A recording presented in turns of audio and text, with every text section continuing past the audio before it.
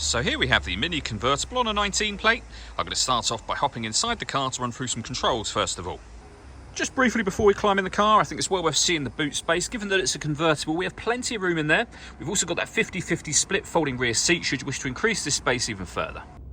Okay, now that we're inside the car, we're going to start with the dials. On the left-hand side, we have the rev counter. We have the speedometer in the middle and the fuel gauge over on the right-hand side.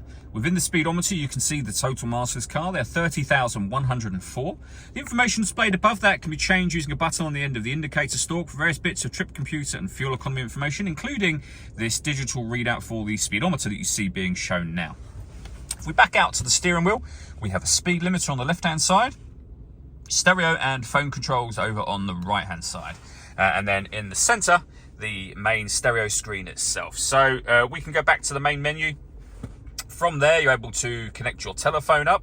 All of the movement that you see me making on the screen is being done using this dial and the collection of buttons that surround it. The dial will do virtually everything. So you can rotate it to manage mobile devices, for example, which is where you'd pair your phone. We can go back to the main menu. This is where you access your music on here as well. As you can see, we have DAB and FM radio, Bluetooth audio, and USB input as well. So plenty of ways to listen to your music overall. Below that, we then have the air conditioning. So you can adjust the direction of the air, the fan speed, and the temperature. Once you're happy with those settings, that button turns your air conditioning on, and it's on when that light shows. The same button again will turn that off.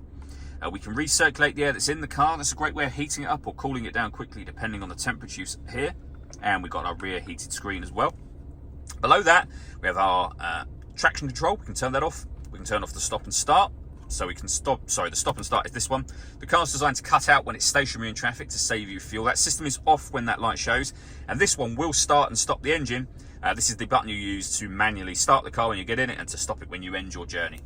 Below that, we have a 12-volt charging socket, USB input, and then the 6-speed manual gearbox.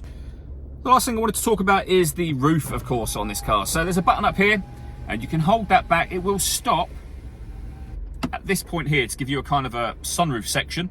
If you then operate the button again, the roof will begin to fold down.